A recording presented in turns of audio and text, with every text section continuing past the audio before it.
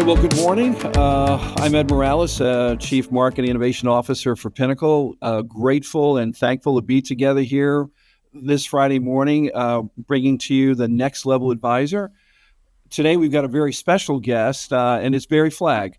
Barry, good morning. Good to see you. Good morning, Ed. Good to be with you again. Yeah, and today, Barry, we're going to be talking about a firm that you actually founder, the inventor of a unique system and provision that we believe is essential within the industry. And as we look at evaluations and analytics and appraisals and things of that nature, I think as we continue to look at how do we provide services and resources that are obviously cutting edge, but also make a difference relative to the client experience, from financial advisor to client experience, and really doing best interest and due diligence in that regard. So, Barry, we're excited to have you today. And first and foremost, thank you for being with us. Our pleasure. So a little fun fact about Barry. Barry is one of the very first individuals in the United States that actually, as we look at the Certified Financial Planning designation in 1987, I think you're part of that original core to actually to get that designation. Am I correct on that? Or so the CFP movement started certainly before I was in high school. My dad was an early CFP. This apple didn't fall too far from that tree, and I became in '87 the youngest CFP in the history of the College of Financial Planning at the time. Yes. Since then, the CFP curriculum is offered through universities, and now some other youngsters have beat me out in terms of age, which makes me the youngest CFP in history. Wow! All right. Well, congratulations. You got both sides of it, so that's great. So Barry, let's kind of dive into this. Veralytic. What is Veralytic? As I mentioned, you are the founder and inventor of Veralytic. Can you talk at a high level, what is Veralytic and what does it do, and what is it? What are some of the things that, certainly being the creator of that, kind of give us some context on what it is? So I think probably the best way to explain what it is how it came into being, which involves an analogy that everybody will understand. So I started in the financial services business. As I said, this apple didn't fall too far from the tree. That was my dad. He was an early CFP. I expressed an interest in this business. He said, "You can't work for me." So luck of the draw, he had 5 other partners. I went to go work for the woman who ran the pension investment advisory business. So my first job in the financial service business was in a fiduciary environment. My job back then was to take the pension and profit sharing plan statements that the partners in the firm would come back from meetings with and look the funds up in Morningstar, which for, if anybody on the call is our age, Ed, it wasn't on a disc. It wasn't online. It was in a red or blue Principia Pro book. But I'd look the funds up in Morningstar, and I would provide a summary to the partners of the funds that had high cost, the funds that had low cost, the funds that had good performance, the funds that had bad performance. And if there were funds that had high cost or bad performance, I'd give the partners some options. They would take the report back to the client, and help them satisfy their duty to the plan, their duty to serve participants' best interests. And they would charge a fee for that. And then more often than not, the business owner had the largest account balance in the plan. And so low cost and good performance he was the biggest benefactor of low cost and good performance. So my dad's firm would often be engaged to then manage plan assets. So it was both a service for a fee that led to gathering assets or new business. That was my first experience in the business. I then graduated. I did that while I was still in college. I graduated from college. I went to go work for a life insurance agency. There, I was told, well, no. There's no such thing as Morningstar for life insurance. So what we do is we run one hypothetical projection that's never to come true. We compare it to another hypothetical projection that's never to come true. And we call that due diligence. I'm like, that doesn't make a lot of sense to me, but that's, all the grownups in the room had been in the life insurance business for 10 years. And so what did I know? Well, it turns out, as these best interest rules have advanced now into the insurance business, I knew what they didn't know. And so you fast forward some years, and I invented what Morningstar does for mutual funds. I invented Veralytic to do the same thing for life insurance. Are costs justified? Is performance reasonable to expect? And what is the risk of underperformance? So Veralytic does really something very simple. It helps advisors understand what's actually being charged inside the policy, helps advisors understand what's actually required in performance, and helps advisors understand the risks of underperformance. Nothing more advanced than what Morningstar does for mutual funds. Really simple, but very necessary. So, and Barry, thank you, because I think specifically in today's environment, as you're mentioning, terms that are very familiar to our audience, best interest, fiduciary.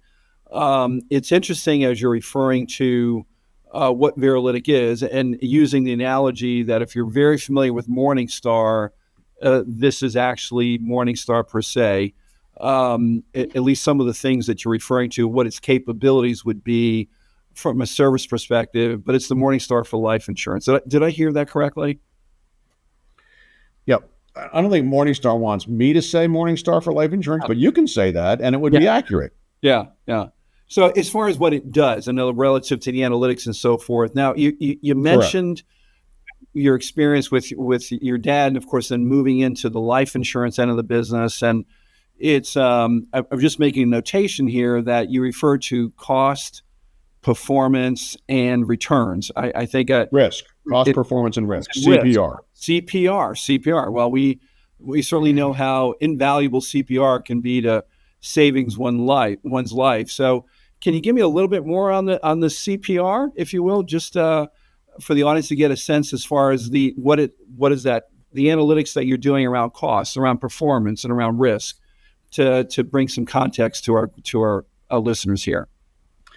Sure. So as I said, the notion of comparing one hypothetical projection that's based on a lot of things, that's based on cost, performance, and risk, but it's not cost, performance, and risk, to another hypothetical projection that's never going to come true, just never made any sense to me. And in my experience as a early analyst, the entire financial services world, except for life insurance so far, operates on our cost justified, is performance reasonable, and our risks appropriate to the client's risk tolerance. And so all Veralytic does is collect cost information from thousands and thousands and thousands of insurance products and puts them in a database.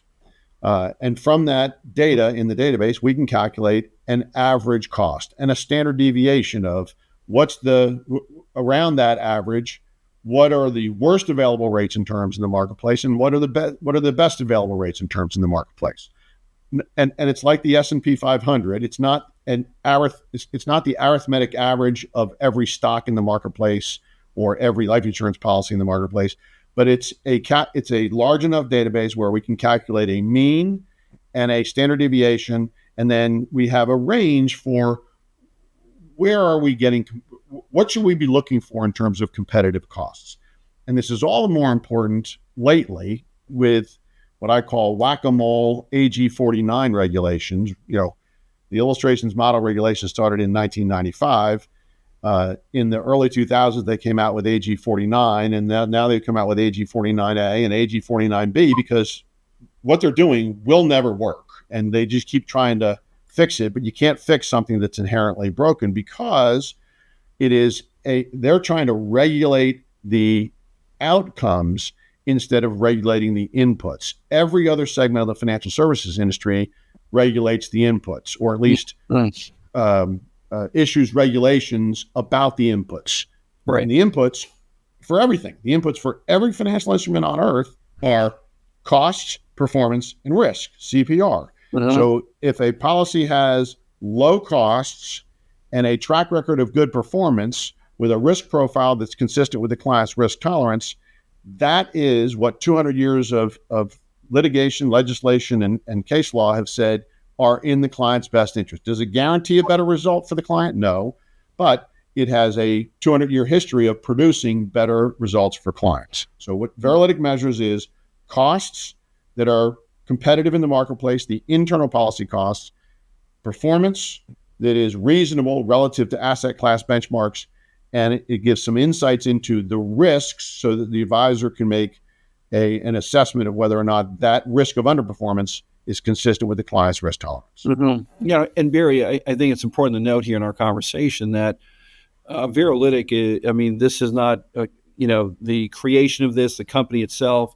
It's just not something that happened last year. When was the formation of? You've been doing this for a number of years. Can you kind of give the audience a sense? I think it's been more than been a year or so. When did you actually start Veralytic? And I also know that uniquely you have been working with and have partnered with a lot of different outside of the industry law firms and so forth. Can you give the audience a little scope of the start of this, the inception of this, or when it was commenced, if you will?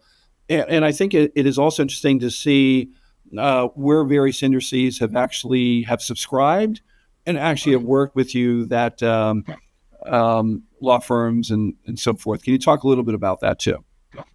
Sure. So it was created on the heels of a large transaction when I was still primarily an advisor. I would only call on fiduciaries, and I would talk to fiduciaries about life insurance using their words, not using paid up additions and extended term riders and all this other stuff. I would use their words: cost, performance, and risk, because it all boils down to that. And that's their language, right? And so, I was an early member of the Top of the Table, and actually have since qualified for Top of the Table. Even though my primary endeavors now are Veralytic, I still qualify for Top of the Table, and I'm one of a handful that have done so for 20 plus years consecutively, year in, year out, without ever missing a year. That ability to talk to fiduciaries about insurance using their language gave me the idea that somebody's going to come up with Morningstar for life insurance. Somebody's going to do it. So in my late 30s, when I had this experience, this success in the sales business with fiduciaries, when most of my brethren were, if an attorney got involved or if an accountant got involved, they're going to kill the sale. They're the key to the sale if you can talk their language. Mm-hmm. So I came to the conclusion that somebody was going to invent Morningstar for life insurance. I applied for I incorporated the business on December 30th, 1999. We finished our patent application and submitted our patent. And the patent was approved in accelerated status in 2002, I think September 2002. And we went online in 2003, and nobody cared. Clients were getting statements from Bernie Madoff they thought were just fine. And I'm trying to sell for a fee a report to verify if John Hancock's piece of paper is okay, or if Prudential's piece of paper is okay, or whomever, right? And it was an uphill battle early on. But given some litigation, given the regulations that we've alluded to and may talk more about, the trajectory of the business has definitely changed and led to our relationship, which I'm very grateful for. It's interesting. So again, firm that has been around here for almost a quarter of a century, and a lot of things have happened through this. And I think today, as Barry, as we've talked about, there are so many components specifically tying into this, and specific areas that, as we look at our audience as financial advisors, and that in itself has different areas of expertise. We're going to continue our conversation and really kind of dive into the CPR, the functionality, the processes, how they engage with you, to be able to go through that. But first and foremost, I want to thank you for your time this morning.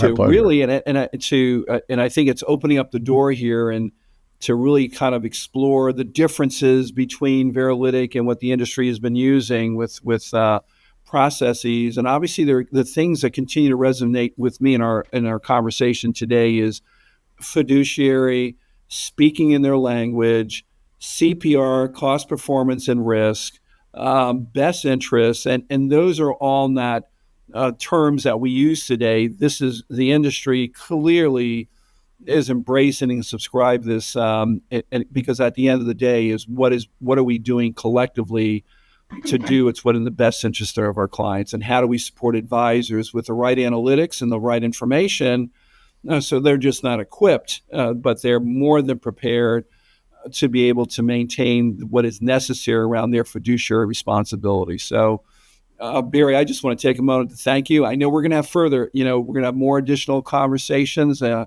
kind of really diving into Veralytics, and seeing how opportunities and what one needs to be aware of as we continue to get under this hood. So, Barry, I want to thank you so much for being with us this morning. We look forward to future conversations, and Me too. talk soon.